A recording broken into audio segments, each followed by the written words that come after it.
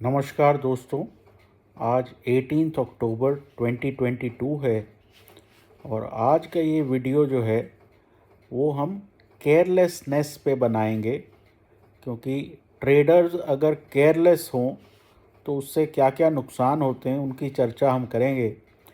अगर आपको हमारी market calls, market insights, global events पे हमारी राय, जियो पॉलिटिक्स पे हमारा एडवाइस चाहिए हो तो आप 9871066337 पर व्हाट्सएप करें। हमारे 3 टेलीग्राम ग्रुप्स हैं। एक फ्री है जो कि आपको चार्ट वाले वीडियोस जो लैपटॉप पे बनते हैं उन वीडियोस के नीचे उनका लिंक मिलेगा। 2 पेड हैं।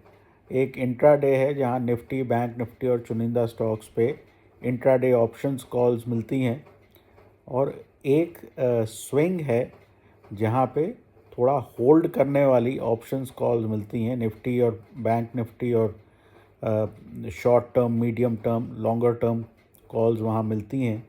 इंट्राडे के चार्जेस हैं 12,000 प्लस जीएसटी पेएबल एनुअली, और स्विंग के चार्जेस हैं 20,000 प्लस जीएसटी, ये भी पेएबल एनुअली। जीएसटी का रेट 18% का लगता है। अब आगे बात करते हैं कि इस वीडियो को बनाने की ज़रूरत क्यों पड़ी।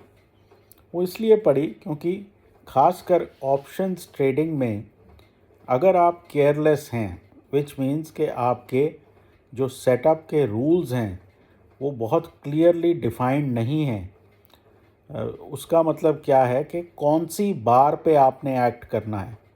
जैसे मैं 50 पीरियड एवरेज के ऊपर जो बार क्लोज होती है उसका हाई और लो मैं पकड़ता हूँ, और उसके हाई के ऊपर मैं एक्ट करता हूँ, और मेरा स्टॉप लॉस जो होता है बड़ा नियर बाई होता है।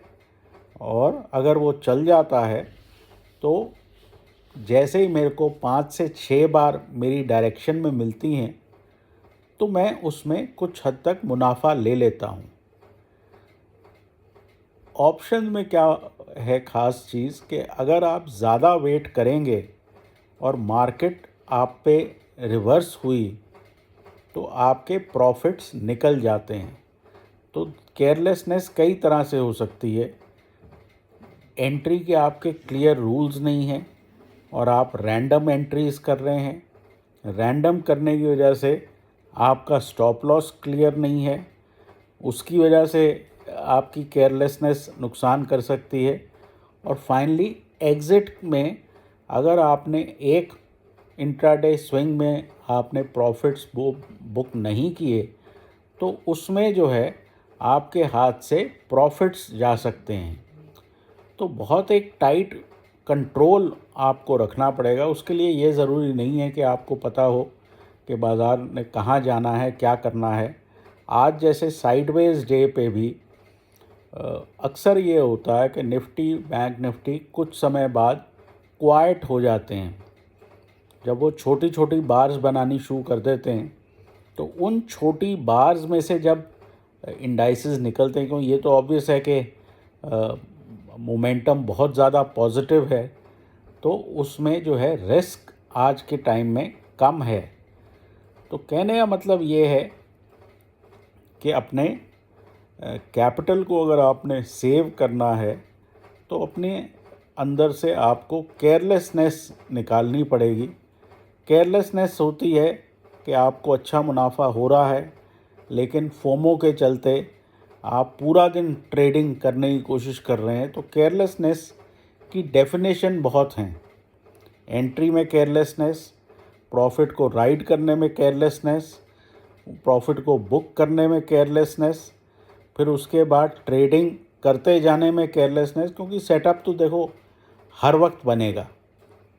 केयरलेसनेस ये भी होती है कि 9 से 11 का टाइम जो होता है वो बहुत बढ़िया टाइम होता है ऑप्शन बायर्स के लिए, और 1:30 से 3:30 का टाइम वो बहुत बढ़िया होता है ऑप्शन बायर्स के लिए। जो बीच में 11 से 1:30 का टाइम होता है वो थोड़ा सा स्लीपी मार्केट्स होती हैं। स्लीपी मार्केट्स में अक्सर सेटअप फेल होते हैं। तो अपने सिस्टम को ऐसे डिफ़ाइन करें कि जब तक बहुत क्लियर सेटअप आपके सामने ना हो तब तक आप जो है एक्ट ना करें। और हर रोज़ लंबे प्रॉफिट्स नहीं मिलेंगे, तो आपको ये पता होना चाहिए कि इनिशियली जो है हम कुछ प्रॉफिट्स लेकर अपना उस दिन का ट्रेडिंग कैपिटल खड़ा कर लेते हैं, और फिर जो लॉस होगा वो उसी प्रॉफिट्स में से होगा, इंस्टेड कि आपका कैपिटल डैमेज हो।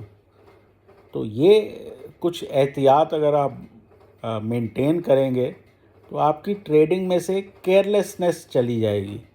केयरलेसनेस का मतलब होता है कि आप एक्ट कर रहे हैं बिना कॉन्सिक्वेंसेस के बारे में सोचते हुए। तो अगर आपकी हर चीज़ के रूल्स बड़े डिफाइंड हैं और टाइट हैं तो आपको दिक्कत नहीं आएगी। वो लॉस लेने के मामले में भी टाइट होने चाहिए, प्रॉफिट लेने के मामले में टाइट होने चाहिए, एंट्री के मामले में टाइट होने चाहिए। तो कुछ हमने सेटअप्स पिछले कुछ दिनों में डिस्कस किए हैं। आप अपना सेटअप बनाएं, उसमें कोई दिक्कत नहीं है, लेकिन उस सेटअप के पीछे लॉजिक होना चाहिए। और लॉजिक तभी वायबल होगा जब ट्रेडिंग कंडीशंस उसके अकॉर्डिंग जो होंगी। अदरवाइज़ वो फिर से जो है केयरलेसनेस की कैटेगरी में आ जाएगा। तो इम्पेशेंस मेरे हिसाब से केयरलेसनेस है, फोमो मेरे हिसाब से केयरलेसनेस है, ओवर ट्रेडिंग केयरलेसनेस है। तो ये सारी तरह की केयरलेसनेस जो है आपको छोड़नी है अगर आपको एक कंसिस्टेंट प्रॉफिटेबल ट्रेडर बनना है। और कोशिश ये करें कि धीरे धीरे बिल्डअप करें, रोज़ एक पर्टिकुलर अमाउंट कमाने की कोशिश करें, और फिर जो है ट्रेडिंग से दूर हटने की एक प्रैक्टिस रखें। वहीं बैठ के कॉन्टीन्यूसली करते जाना वो जो है वो एक बहुत बढ़िया स्ट्रैटेजी नहीं होती। तो फ़िलहाल के लिए इतना ही। Take care and good luck.